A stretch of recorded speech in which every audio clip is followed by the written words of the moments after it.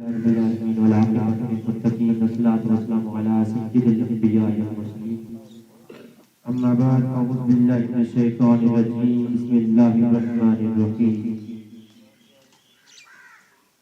واذكروا نعمة الله عليكم صدق الله العظيم ببركات من الله وملائكته يصلون على النبي يا أيها الذين آمنوا صلوا عليه وسلموا تسليما اللهم صل على سيدنا ومولانا محمد وعلى آل سيدنا ومولانا محمد وبارك وسلم نہایت میرے واجب احترام استاد المقام حضرت عابد سیف اللہ صاحب اور دیگر بھی حفاظ کرام اور میرے سامنے حضیت شام، اللہ کا لاکھ لاکھ کرم ہے کہ ہم آج بابرکت نفل کے اندر جمع ہوئے ہیں، اور یقیناً جن حضرات نے اس محفل کے اندر جانی مالی حصہ دیا ہے ان پر نبی کریم صلی اللہ علیہ وسلم کا آپ کی خصوصی نظر ہے، خصوصی رحمت ہے۔ میں بلا تاخیر اپنی موضوع کی طرف آتا ہوں۔ میں نے آپ کے سامنے اللہ کی دارائے کتاب قرآن کریم کی ایک آیت کریمہ کا مختصر سا حصہ تلاوت کرنے کا شرف حاصل کیا ہے۔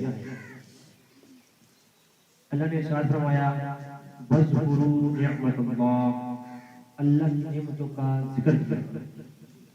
دوسرے مقام پر فرمایا فَأَمَّا بِنِعْمَةِ رَبِّكَ فَحَدِّثْ، اللہ کی نعمتوں کا چرچا کیا کرو۔ قابل توجہ بات ہے، ماشاءاللہ سب حضرات وہ دور اب گزر گئے کہ جب لوگوں کو چیز سمجھ نہیں آتی تھی، اب سب حضرات جو ہے وہ علم جانتے ہیں، علم کے قریب ہے۔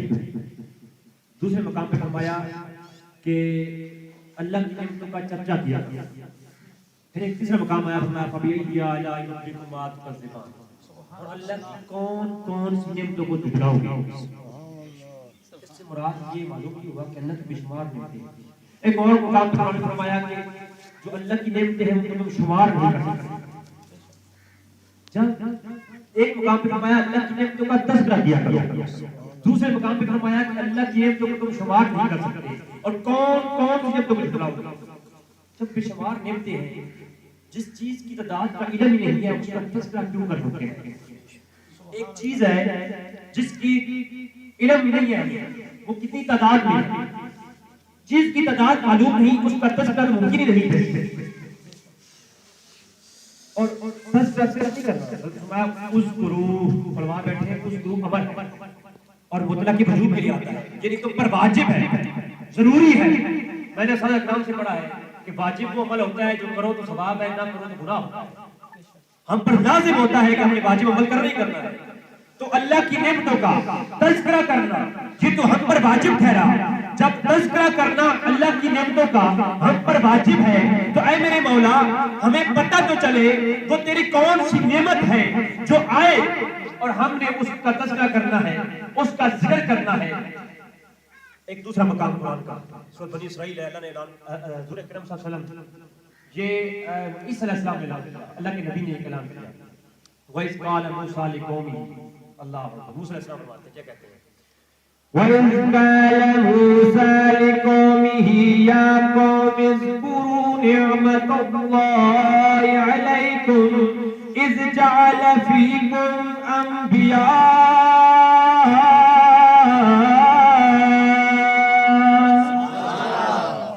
موسیٰ علیہ السلام نے اپنی قوم سے کہا اے میری قوم اذکروا، ذکر کیا کرو، اللہ کی نعمتوں کا تذکرہ کیا کرو۔ قوم کہنے لگی اے موسیٰ جس ذکر کرنا ہم پر واجب ٹھہرا۔ فرمایا ہاں واجب ٹھہرا۔ اے پاک موسیٰ اللہ کی نعمتیں تو بے شمار ہیں، اللہ نے ہم پر بارشیں برسائی، اللہ کی نعمت، اللہ نے ہمیں ہر طرح کی فصلیں اگائی، اللہ کی نعمت، اللہ نے ہمیں آنکھیں دی، یہ بھی اللہ کی نعمت۔ اے پاک موسیٰ اللہ کی بے شمار نعمتیں ہیں، وہ کون سی نعمت ہے جو آئے ہم نے اس کا ذکر کرنا ہے، اس کا تذکرہ کرنا ہے۔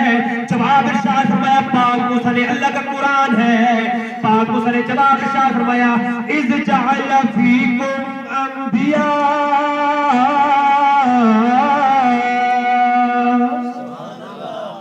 اے اللہ اکبر فرمایا اے میری قوم اللہ نے تم میں نبی بھیجے ہیں، اللہ نے تم میں انبیاء بھیجے ہیں، یہ تمام نعمتوں سے بڑھ کاریگر ہیں، ان کی محفلیں سجانا، ان کے نام کے تذکرے کرنا، ان کی مالا جپنا تم پر واجب ہے، ضروری ہے؟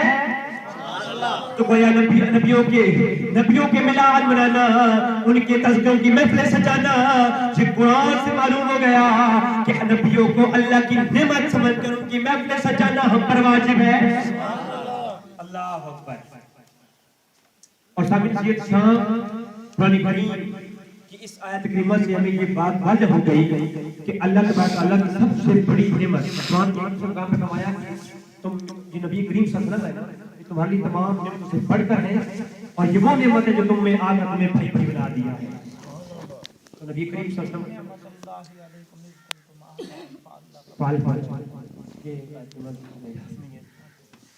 تو قرآن کا تیسرا مقام یہاں پر فرما دیا کہ نعمت نبی کریم صلی اللہ علیہ وسلم کی ذات ہے۔ تو معلوم ہو گیا کہ اللہ کی نعمت سے بڑھ کر نبی کریم صلی اللہ علیہ وسلم کا تذکرہ کرنا ہم پر واجب ہے۔ اب خوشی کرنا، عید کے دور میں منانا، اس کے بارے میں کچھ جواز ہونا چاہیے۔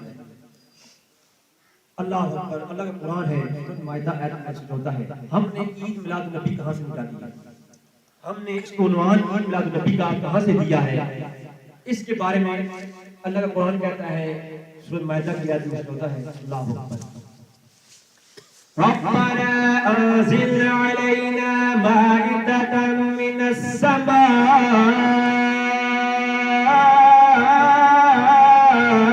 تكون لنا عيدا لأولنا وآخرنا۔ نعرہ تکبیر، نعرہ رسالت، نعرہ حیدری، تاجدار ختم نبوت، تاجدار ختم نبوت۔ عیسیٰ علیہ السلام نے اعلان کیا، اے میرے رب، اے ہمارے پالنے والے، ہم پر آسمانوں سے پکا پکایا کھانا نازل کر۔ اللہ اکبر، قوم کھانا ڈیمانڈ کر رہی ہے، اے مولا ہم پر کھانا نازل کر، اور جس دن تو کھانا نازل کرے گا اس دن کو ہم بطور عید الاولنا۔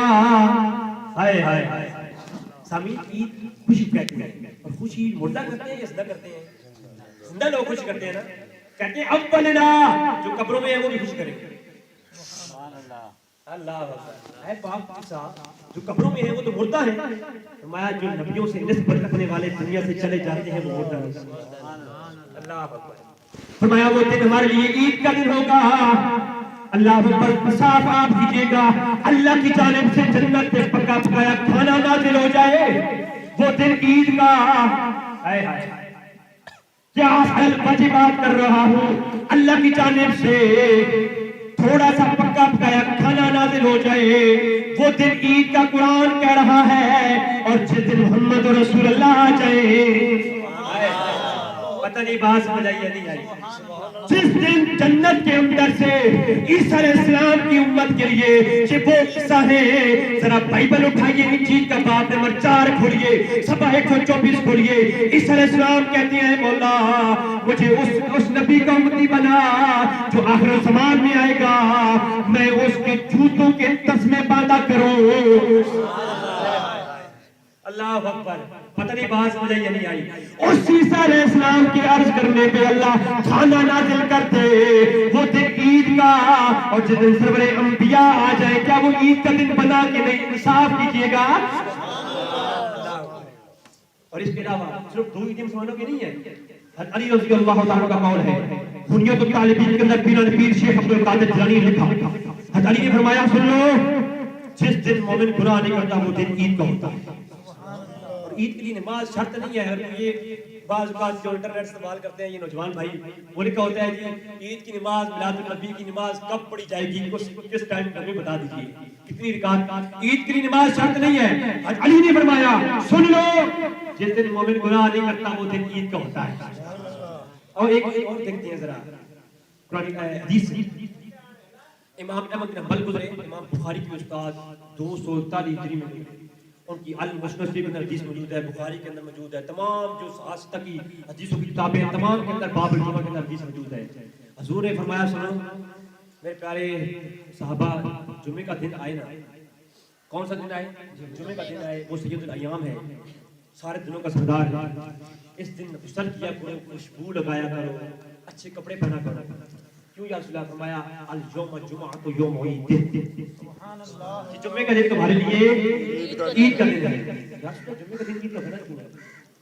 معلوم تو ہو گیا کہ تیسری عید بھی آ گئی. جس زبان نے کہا عید الفطر عید کا دن, جس زبان سے نکلا عید الاضحیٰ عید کا دن, اسی زبان سے نکلا اليوم جمعۃ یوم عید. بات سمجھ آ رہی ہے؟ اب سوال تھا یا رسول اللہ جمعے کا دن بنا کیوں؟ میں اس لیے کہ اس دن قیامت قائم ہوگی. آدم کی توبہ جمعے کو قبول ہوئی اور آدم پیدا بھی جمعے کو ہوئی ہے. یا رسول اللہ ہم خوشبو لگائیں, غسل کریں, اچھے کپڑے پہن کر مسجد میں جائیں. یا رسول اللہ کیوں؟ فرمایا جمعہ دنوں کا سردار ہے اور یہ جمعہ عید کا دن ہے, اس لیے کہ تمام انسانیت کے باپ آدم علیہ السلام پیدا ہوئے اور جس دن آدم پیدا ہو, حدیثیں کہتی ہیں اور ساری حدیثیں صحیح کہتی ہیں کہ جس دن آدم پیدا ہو جمعہ عید کا دن, اور جس دن محمد رسول اللہ صلی اللہ علیہ وسلم پیدا ہو جائے. اللہ اکبر. بات سمجھائیے. تو محمد رسول اللہ صلی اللہ علیہ وسلم, ایک شخص آیا عبداللہ بن عباس کی برگاہ, تمام حدیث کے اندر یہ ہو گئے. عبداللہ بن عباس پوچھنے لگا, اے عبداللہ بن عباس آپ کی قرآن میں ایک آیت کریمہ نازل ہوئی ہے, کون سی ہے؟ عمر نے فرمایا کون سی؟ عبداللہ بن عمر سے روایت ہے اور عبداللہ بن عباس کی روایت ہے. دونوں سے رسول کی مختلف جگہ پر آئی ہیں. کہیں عبداللہ بن عباس کی بات آنے کے اندر ہے. تو عبداللہ بن عباس کے پاس آگے یہودی کہتا ہے کہ اگر یہ آیت کریمہ کہ الیوم اکملت لکم دینکم, یہ جو آیت کریمہ ہے نا, یہ اگر ہم پر نازل ہوتی ہے یہودیوں پر, تو ہم اس دن کو بطور عید مناتے ہیں. عبداللہ بن عباس طرف رکھے کہنے لگے خدا کی عزت و جلال کی قسم ہے, یہودی سوال کرنے والے سن لے, یہ آیت کریمہ عرفات کے مقام پر نازل ہوئی تھی اور یوم عرفات کی عید کا دن ہے اور جمعے کا دن تھا, ہم جمعے کا دن بھی عید کا دن تھا. سبحان اللہ. تو یہ معلوم ہو گیا کہ عید کا بھی لفظ لگانا اس میں کوئی حرج نہیں. اللہ اکبر. اب ہم اہتمام کرتے ہیں لڑکے لگانا, جھنڈے لگانا, اس میں اللہ اکبر. بات یہ کی ہے, بات ہماری یہ کی ہے, سب بیٹھے کیوں ہیں؟ سارے میزا مل جائیے. خوشی ہے آمنہ کے لال کے تشریف لانے کی, خوشی ہے آمنہ کے لال کے تشریف لانے کی. اللہ اکبر. توجہ فرمانا اور میرے ملاز سننے والے بزرگوں توجہ فرمانا. اللہ اکبر لکھنے والا کون ہے؟ ہمارا امام نہیں ہے. حافظ ابن کثیر اپنی کتاب لکھی البدایہ والنہایہ, البدایہ والنہایہ کی چھٹی جلد ہے, صفحہ 298 پر لکھتا ہے کہ حضرت آمنہ فرماتی ہیں جب حضور کا میلاد ہوا میں نے دیکھا جبریل کے ہاتھ میں 3 جھنڈے ہیں. آج کسی بھائی کا نہیں لگا جی جھنڈی اب کو لگائی ہے. میں کہتا ہوں میرے پیارے محترم بھائی, حافظ ابن کثیر نے حدیث کو نقل کیا ہے, امام جلال الدین سیوطی نے خصائص الکبریٰ میں نقل کیا ہے, کثیر کتب کے اندر حدیث موجود ہے. جبریل کے ہاتھ میں 3 جھنڈے ہیں. فعلمم بالمشرق, ایک مشرق میں لگا دیا, فعلمم بالمغرب, دوسرا مغرب میں لگا دیا, فعلمن علی ظاہر الکعبۃ, اور تیسرا جھنڈا کعبۃ لگی چھت پہ لگا دیا. اے جبرائیل جھنڈے لگا کیوں رہا ہے؟ آواز آتی ہے خوشی ہے آمنہ کے لال کے تشریف لانے کی, خوشی ہے آمنہ کے لال کے تشریف لانے. آج میں دیکھتا آیا ہوں اپنی آنکھوں سے پورا راولپنڈی نبے والا کمکمے لائٹنگ سے نبے والا سجا ہوا ہے. میں واقعہ کو آنکھوں سے دیکھ کے آیا ہوں. سارا واقعہ نبے والا لوگوں نے لڑکیاں لگا کے وہ چراغاں کی ہوئی ہے. یہ چراغاں کیوں کر رہے ہو؟ ثبوت کہاں سے؟ آؤ دکھاتا ہوں الخصائص الکبریٰ, امام جلال الدین سیوطی. آؤ دکھاتا ہوں ان کا امام اشرف تھانوی کی کتاب نشر الطیب. آؤ دکھاتا ہوں اللہ البدایہ والنہایہ حافظ ابن کثیر کی, یہی حافظ ابن کثیر 774 ہجری میں گزرنے والا. اور تمہارا امام توجہ کرنا, اس نے اپنی کتاب لکھی میلاد کے عنوان پر, میلاد کے عنوان پر وہ کتابیں لکھ گیا ہے. میلاد ابن کثیر کے صفحہ 27 پر بھی لکھا ہے کہ حضرت عثمان فرماتی ہیں, ہائے ہائے میں نے دیکھا میں بھائی آمنہ کے پاس تھی جب حضور کی ولادت ہوئی، میں نے دیکھا اللہ نے ستاروں کو جھکایا ہے، اللہ نے ستاروں کو جھکایا ہے، میں نے دیکھا آج یہ سارے ہم پر گر جائیں گے، اللہ نے اتنا ستاروں کو جھکایا کہ سارے محلات بھی نور سے روشن ہو گئے۔ میں نے کہا اللہ کی شان اعلیٰ ہے، اس نے اپنی شان کے مطابق چراغاں کی تھی، ہماری شان حقیر ہے، ہم اللہ کی سنت چھوٹی چھوٹی لڑیاں لگا کے پوری کر رہے ہیں، اور نیت ایک یہ خوشی ہے آمنہ کے لال کے تشریف لانے کی، خوشی ہے آمنہ کے لال کے تشریف لانے۔ حضرت عبد المطلب فرماتے ہیں، حضرت کوئی بات نہیں آپ میری توجہ کریں، میں بات ختم کرتا ہوں، جو مجھے وقت دیا گیا اس میں انشاءاللہ رہتے ہوئے، ٹھیک ہے۔ حضرت عبد المطلب فرماتے ہیں، میں ایک بات ختم کرتا ہوں انشاءاللہ۔ حضرت عبد المطلب فرماتے ہیں میں کعبۃ اللہ کا طواف کر رہا تھا، میں نے دیکھا کعبۃ اللہ بھی حضور کے حجرے کی طرف جھک گیا، میں نے پوچھا ہے کعبۃ اللہ تو کیوں جھک رہا ہے؟ آواز آتی ہے خوشی ہے آمنہ کے لال کے تشریف لانے کی، خوشی ہے آمنہ کے لال کے۔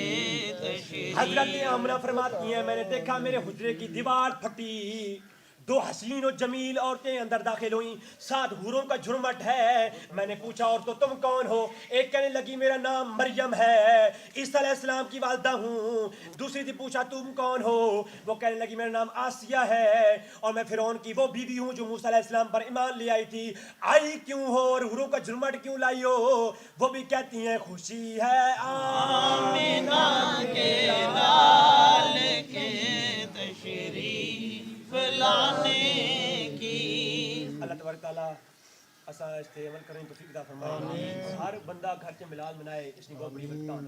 اللہ تعالیٰ اساں اسی تے حضور نے خوشی منانے توفیق عطا فرمائے۔